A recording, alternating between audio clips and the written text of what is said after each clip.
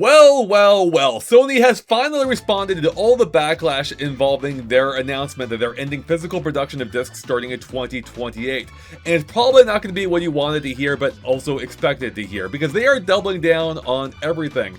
Now, they couldn't avoid the questions any longer, as they were asked this on a recent earnings call for their for their quarterly report.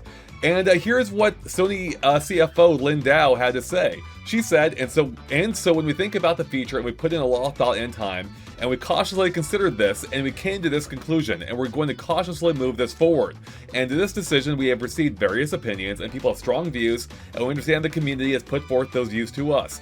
Games are loved by many people, blah, blah, blah. Really a whole load of nonsense. She's just saying, yeah, we heard it, we don't really care. She did follow up by saying, at this point in time, we are not seeing any impact on our business. But going forward, about the content sales, a large part is already digitized, and therefore, as a result of the discontinuation of discs, we don't see that there will be any negative impact on our business. However, as I already said, the users and players have attachments, and we have to think about how to respond to that feedback.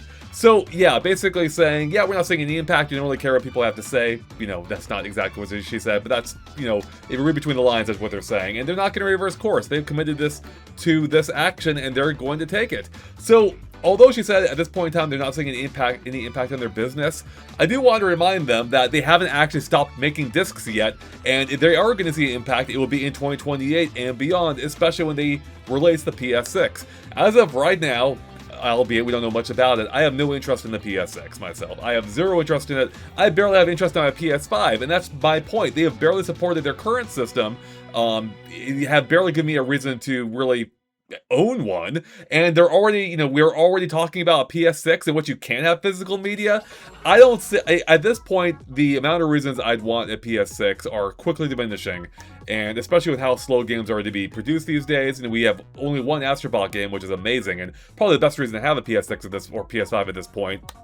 But, you know, if that's all I'm not going to buy a PS6 just for one more Astrobot game, you know? Naughty Dog still hasn't been put out an actual PlayStation 5 title that's not a remake, which is shocking, and it's just really hard to get excited for the next generation, in particular when you're dropping physical media and that platform's likely to cost, you know, $1,000 if not more at this rate, or around there at the least.